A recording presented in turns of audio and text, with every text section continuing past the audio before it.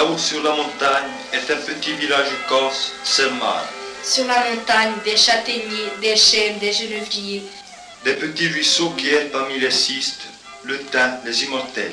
Et partout sur la montagne, les parfums du maquis, le ciel clair et l'air qui remplit nos poumons. Et voici le village. Maisonnettes toutes blanches, coiffées de rouge, avec leurs seuils tout fleuris de roses, de glaïeuls, de marguerites, de giroflées, de tulipes et de lilas. Vieilles maisons en noir bonnet, toutes sœurs, et le petit verger tout rempli d'herbes. Tous les matins, en allant à l'école, nous rencontrons grand-père qui mène ses chèvres au clos où en travers passeront la journée. Comme tu peux le voir, le sol est caillouteux, schisteux, la terre ingrate.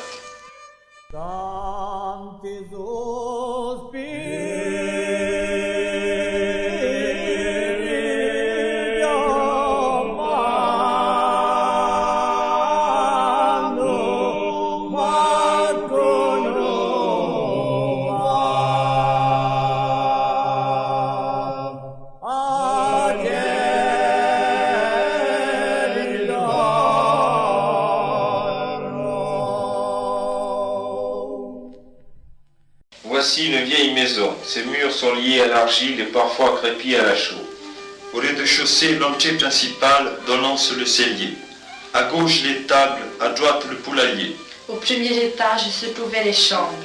On peut remarquer entre les deux fenêtres de droite la niche où les anciens plaçaient la statuette d'un saint. Au second, la grande cuisine. Les ouvertures sous le toit donnent sur le séchoir à châtaigne. Le toit est couvert de lauze. Ce sont des plaques de schiste grossi. On peut remarquer l'inégalité des fenêtres. Il n'y avait pas de persiennes, mais des volets intérieurs. Nous voici dans la cuisine. Au centre, le foyer où Vougon est âme de la maison. C'est un cadre de planches, bordé de lauze, rempli d'argile battue et de cendre. On peut le déplacer dans la cuisine grâce à des roulettes de bois placées sous chaque pied. Les murs sont noirs de suie. Le feu du fourgon fume la charcuterie et sèche les châtaignes. En effet, sur le plafond de la cuisine, qui est à claire-voie, sont entreposées les réserves de châtaignes. Grand-père et ma petite sœur Marie, assis sur le grand banc, se chauffent. Ce banc, comme tout le mobilier de la maison, ainsi que la charpente, sont en bois de châtaignier. Bien souvent, grand-père passera la nuit allongé sur ce banc.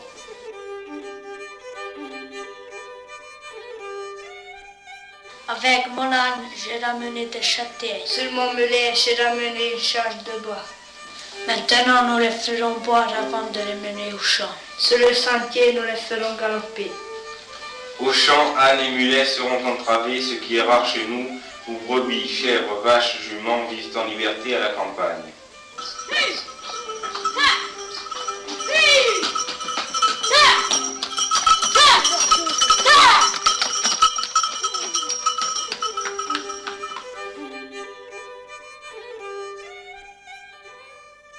C'est l'hiver, pendant que je rentre du bois mort, mon oncle donne de la lucerne aux vaches qui ne trouvent pas grand-chose à manger en cette saison. Au mois d'août, il faudra parcourir le même chemin pour aller ramasser le fumier à travers le champ. Chaque famille possède quelques vaches uniquement destinées à la boucherie. Quand la neige recouvre le sol, il faudra parcourir bien des kilomètres pour aller jeter un peu de foin au bétail. Le berger vient de remplir ses brebis. C'est l'heure de la traite.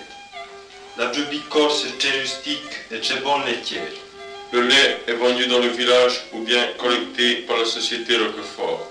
Le petit lait, une fois cuit avec un peu de lait entier, donne du broche, sorte de crème onctueuse qui sera servie comme entremets ou conservée pour être utilisée dans la pâtisserie locale. Au linteau de la fenêtre pend la gourde remplie du bon vin de nos vignes.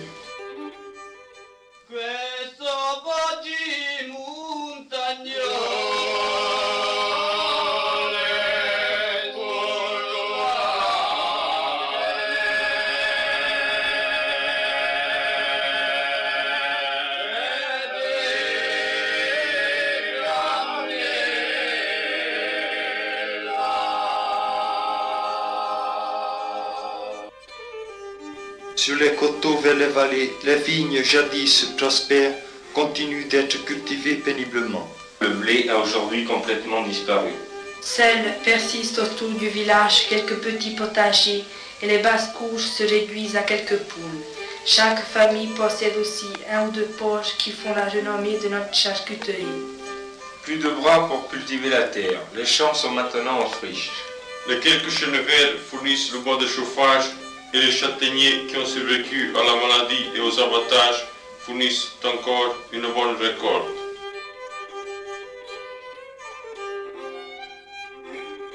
Avec mon frère, je reviens de la chasse au perche d'eau. On chasse aussi les pigeons, les ramiers, les lièvres, et en hiver des bécasses et des merles. Parfois on organise des battues au sanglier. Quand on parle de la Corse, on pense à son maquis composé ici de cistes, d'arbousiers, de lentisques, de bruyères et de chênes verts. Inutile d'y chercher aujourd'hui les fameux bandits depuis longtemps disparus.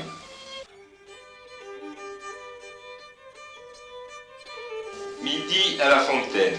C'est le va-et-vient des seaux, le boulanger qui arrive, le marchand de tissus qui passe. C'est le caquettement des femmes ou la voix.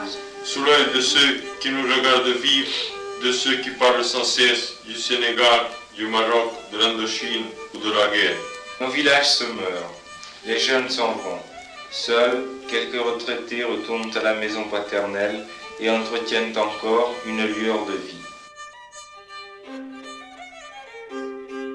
L'hai portato su me a bere? No, ma faccio con porti. C'est à l'école que bat le cœur du village.